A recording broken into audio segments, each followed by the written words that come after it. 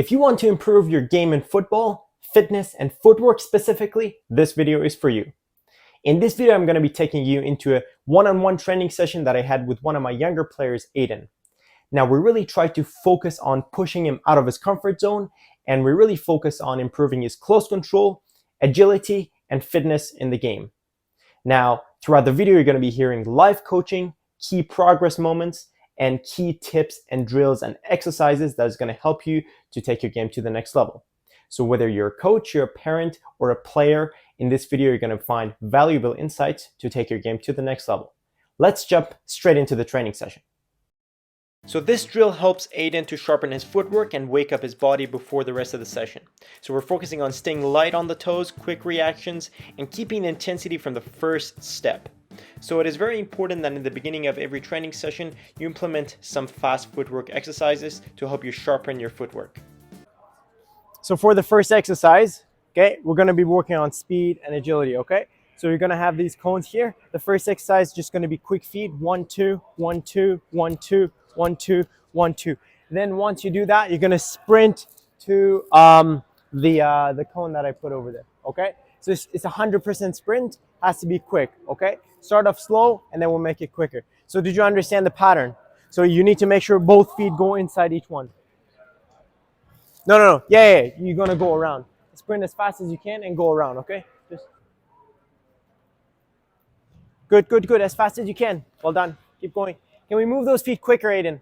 Can we move those feet quicker? Quick. Good.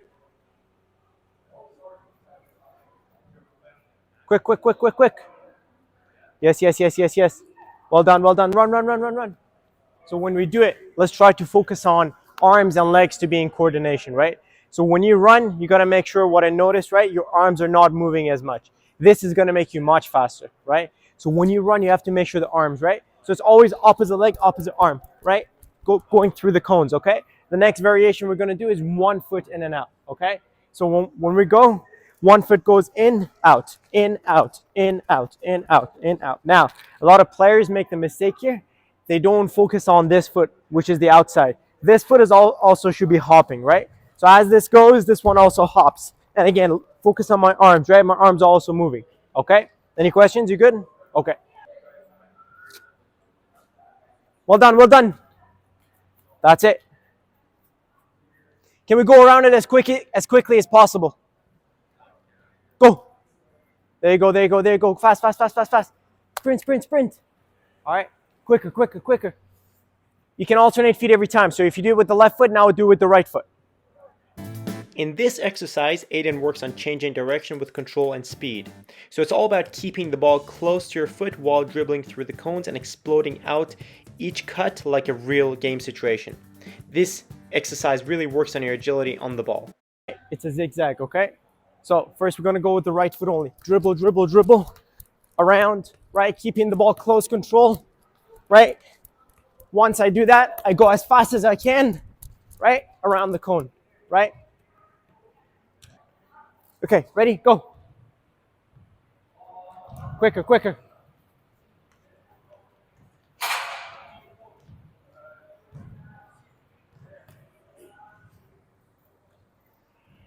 I dribble back.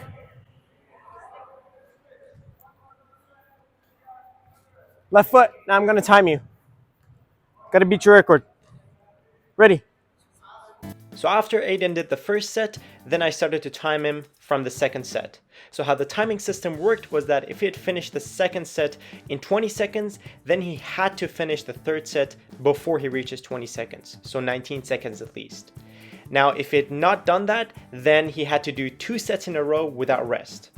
How this timing system works is that it increases the difficulty of the exercise gradually, which works on the fitness of the player as well. How can we be more agile when we're dribbling with the ball?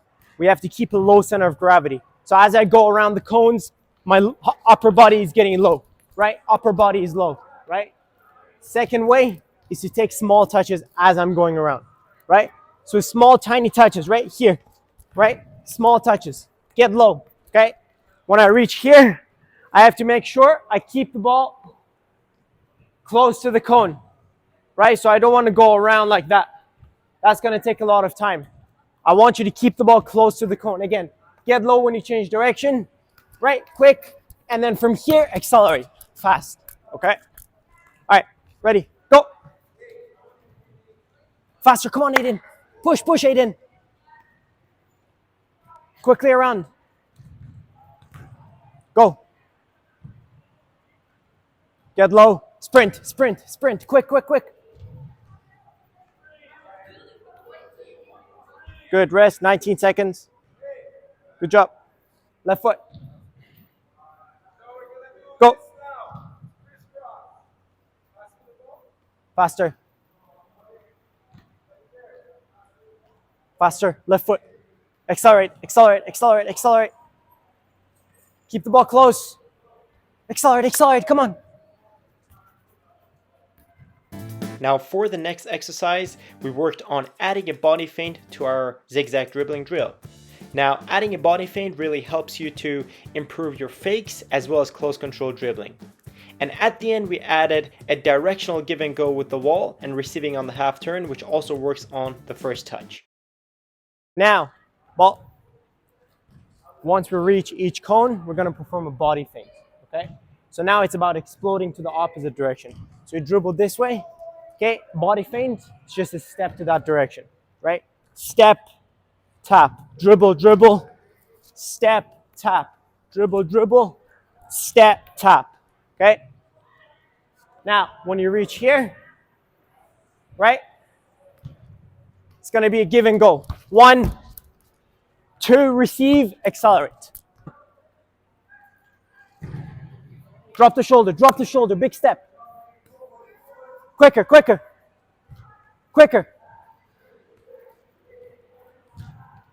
Give and go. Good. Go. Good. All the way. 18 seconds. For the next exercise, it was a directional touch combined with a 1v1 attacking exercise. So once Aiden received the ball, he had to take his touch in the direction that I called, and then it was a 1v1. In this exercise, you're going to find key coaching points for offensive players that want to beat defenders 1v1. That's good. I'm going to pass you the ball. As I pass you the ball, I'm going to call a direction. You're going to take your touch to the same direction I call, right? So if I say left, take your touch to the left. If I say right, it's right. If I say turn, you're going to turn with the first touch. Now, you're going to dribble out of the square. Once you do that, you're going to dribble back in, and now it's a 1v1. What are you going to do? You're going to try to score on one of the nets, okay? So now, the move you can use to beat me is the side step, all right? All right, on your toes. Quick feet. Left. Good. Out. In. Let's go. Good. Too slow. Got to be quicker. Ready. 3, 2, 1. Turn. Good. Come on. Good. Finish. I gotta finish it. Don't stop. It's okay. Come on. Play. Turn left. Good.